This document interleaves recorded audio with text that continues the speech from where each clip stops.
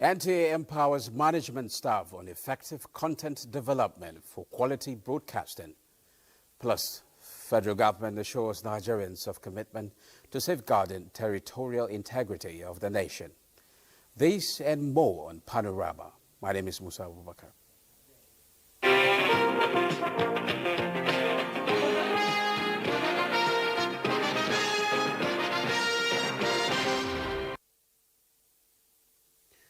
The federal government has again reaffirmed its commitment to continue to safeguard the nation's resources and uphold the principles of justice against any threat that tends to impose any form of colossal financial burden on the Nigerian people.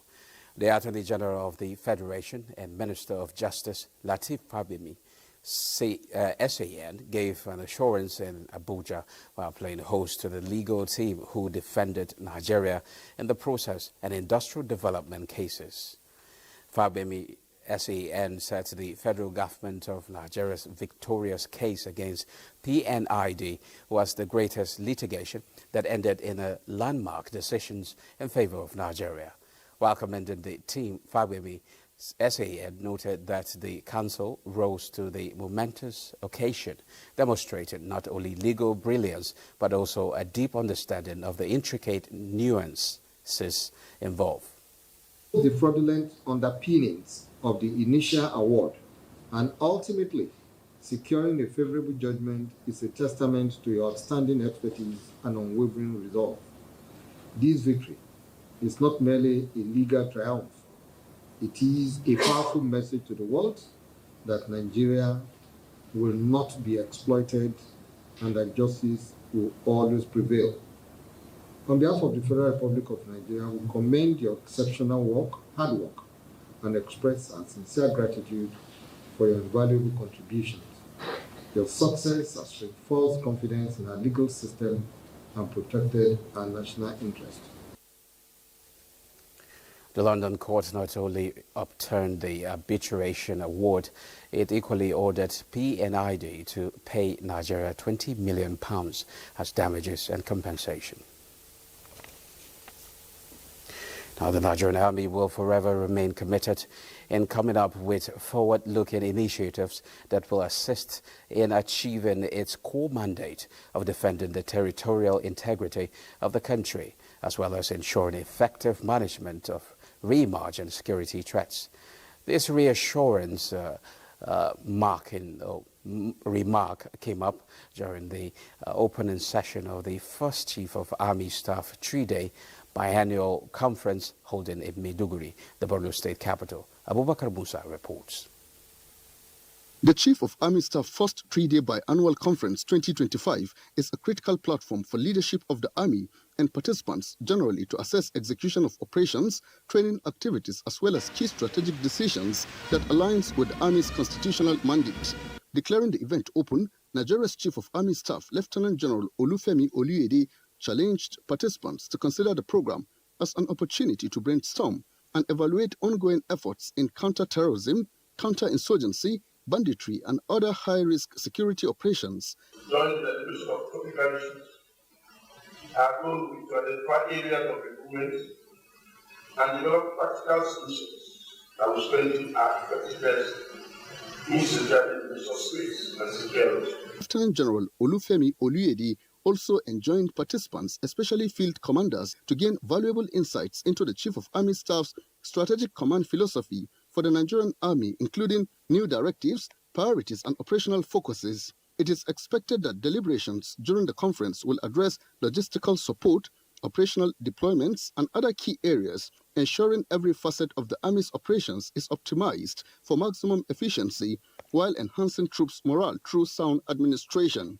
The Chief of Army Staff later handed over 5 new military combat vehicles to the theater commander to augment ongoing efforts of frontline troops in countering violent extremism in Maiduguri. Abubakar Musa, NTA News. A 2-day retreat for the management staff of the Nigerian Television Authority, NTA, Northwestern Zone concluded in Dutse with a commitment to fostering greater collaboration among NTA stations in the zone, particularly in the country at large. The retreat aimed at strengthening content development and enhancing news production. Muhammad Musa Askira reports. Keynote address, Professor Umar Pate underscored the dynamic nature of the broadcast industry, highlighting the urgent need for practitioners to evolve in step with rapid technological advancements and shifting audience behaviors. To address these challenges, the retreat focused on key strategies with a strong emphasis on strengthening intra- and interzonal synergy. They must continuously brainstorm on media economics and management for issue of sustainability. The whole thing is about what? It's about funding, technology, content, credibility to manage fake news, disinformation, and all of that. Participants explored ways to enhance content quality, attract wider audiences, and harness new technologies to improve programming for effective and efficient NTS broadcasting. We are going back to start thinking how to improve how we are running our activities, production, news, and the rest, and to run about content that will sustain the interests of our viewers. The retreat is timely, considering the fact that NTA is trying to reposition itself to meet the global broadcasting challenges of the contemporary period. As the retreat concluded, the NTA Northwestern Zonal Management staff reaffirmed their commitments to transforming operational practices to meet the present-day audience demands within the global broadcasting space. From Tuti, Muhammad Musa Askira, NTA News. To fully domesticate the EU Agenda 2063, Audane part Nigeria is aligning with MDAs to accelerate inclusive and sustainable development for Nigeria and promote regional integration. Managing Director, Audane part Nigeria, Jibiru Salisu Abdullahi, stated that this is to ensure shared prosperity. This was at a dinner at the instance of the Director General of NTA, Salihu Abdulhamid Dembos, in honor of the newly appointed MD, Auda Nepart, Nigeria. Agenda 2063, a 50-year blueprint to transform Africa into a powerhouse.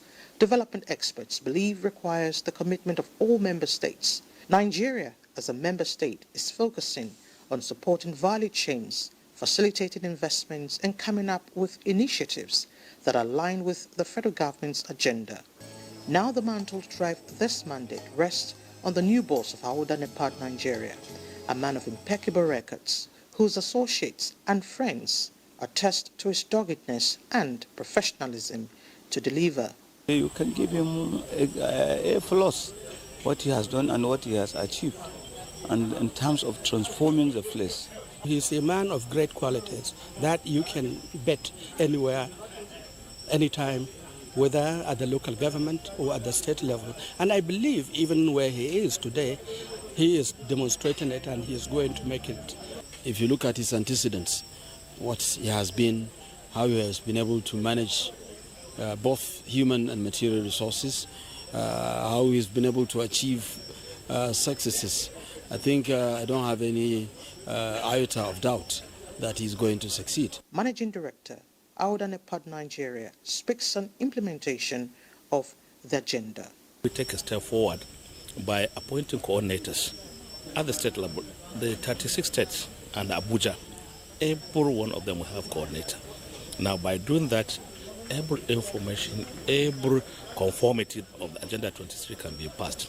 Our next step now is to descend to the local governments.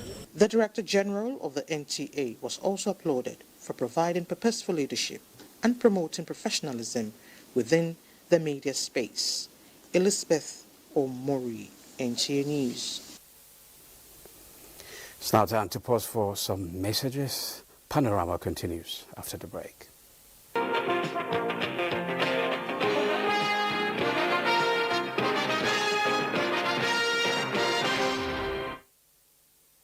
It's now time to join Just Network Center for more on Panorama.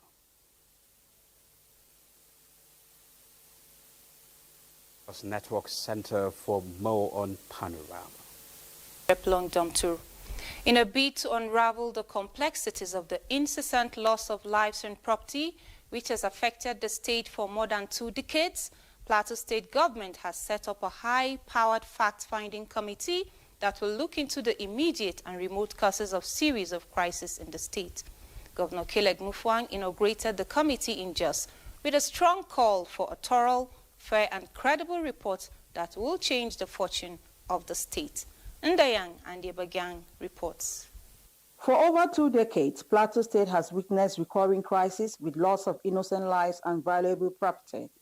Governor Caleb Mutfwang says the end has come, hence the inauguration of the fact-finding committee, which will establish the number of communities that have been attacked, establish the number of casualties, and if possible, identify the perpetrators. The governor made a passionate appeal to the members of the committee to be just, fair, and diligent in the discharge of their duties, noting that their report will provide a credible gateway to finding lasting solutions to the long-term crisis. We want to get to the root of it. We're peace-loving people. We're very accommodating people. And we want to continue so. Jos is a mini Nigeria. There's hardly any ethnic nationality that you don't have in Jos. Even foreigners have settled in Jos. And so we trust that this committee will cap all the efforts that have been made. Chairman of the committee, Major General Nicholas Rogers, assured the governor and the state that they will produce a report that will unite the state where peace, honesty, and fairness will thrive. We pray God Almighty, our Creator, to grant us one request: to build a sincere state called Plateau State, where no man is oppressed, no man is dispossessed of his possession. It will be recalled that the incessant crisis that engulfed the state started since 2001. In Jos, Ndanyan and Yebagang, NTA News. Governor Caleb Mutfwang has inaugurated an economic advisory committee that will harness and review economic policies to attract local and international investors. Bilkis Nuhu completes the story. The Economic Advisory Council, which has technocrats from the public and private sectors, has a mandate to reposition the economic viability of the state that will attract private investors to the state. Governor Caleb Mutfwang says the state has been favored by nature with availability of natural resources, yet it is battling with economic crisis, a situation he stressed will come to an end by ongoing strategies. He added that the committee needs to study the areas of priority of the state and areas of comparative advantage to enhance economic activities. The main job of this council is to advise us how to turn our opportunities into prosperity. I am of the very firm belief that Plateau State should not be ranked among the poor states in Nigeria. Unfortunately, I think we are down the pecking order in the poverty index. And it's simply because we haven't harvested our opportunities in the past. We want to see how to be able to turn all the advantages that God has given us into wealth for the benefit of our people. The chairman of the council thanked the governor for engaging them to contribute their quota to the development of the state, stressing that they will do their work diligently without compromising standards. And I'm sure that at the end of the day, we'll be able to come out and tell the whole state that the government is working. And I'm also sure that, Your Excellency, you will accept our suggestions. In Jos, Bilkis Nuhu, NTA News. And moving to health now, in 2024, Nigeria recorded 19,801 cases of measles and 8,928 suspected cases of rubella, showing level of prevalence of the diseases in the country. This came to fore at an engagement between wife of Plateau State Governor Helen Mutfwang and stakeholders in Jos. Ijoma Ozemena has more. The interactive session between wife of the governor, Helen Mutfwang, and the stakeholders followed cases of the infection. For instance, in 2025, Plateau State recorded 197 suspected cases with 38 confirmed positive across 8 local governments, Langtan South and Bassa having the highest incidences. Report says that 82.96% of unvaccinated school-age children tested positive for rubella immunoglobulin, and a good number of women attending antenatal clinic were seropositive for the disease in Jos. We'll be able to convince them as a mother, as a grandmother, on the effect and the importance of this immunization. Support what is happening, because it is better to have a healthy child than to have sick children in the society. I encourage you all that anywhere you step and whatever you learn, step it down, because it's going to help a lot of women out there. Today's wife of the governor calls on women to ensure that eligible children receive the vaccine to prevent complications of this deadly disease. It affects children and young adults, but can occur at any age. Rubella can have severe consequences of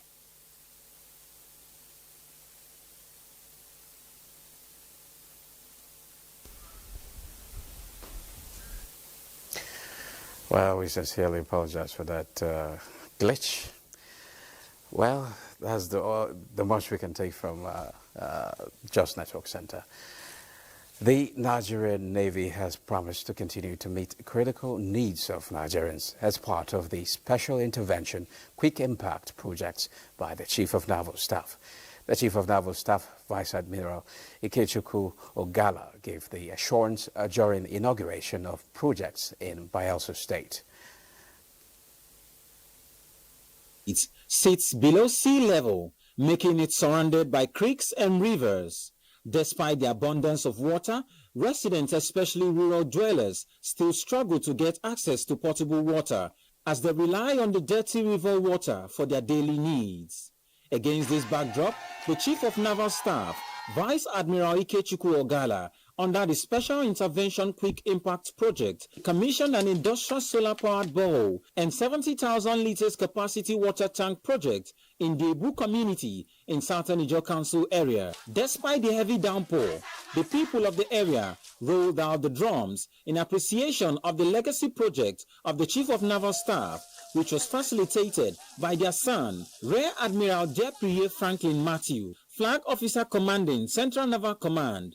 Rear Admiral Ahmed Gaya said the project will help combat waterborne diseases while improving the quality of life in the Ebu community.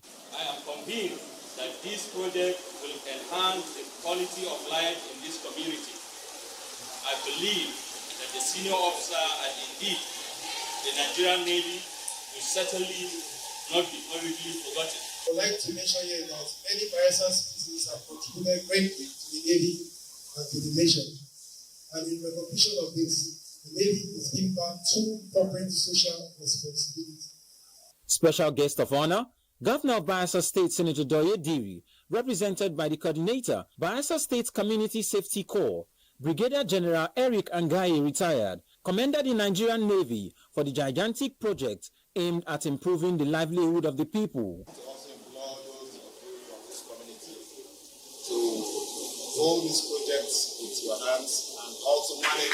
From the Ebu community in Silga, Bayelsa State, Batwaipre Awe, NTA.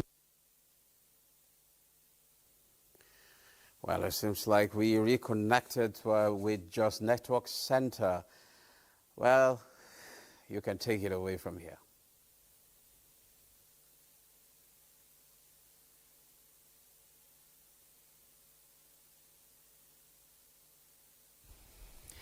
Sir, can you tell us the status of measles, the child killer diseases in the state?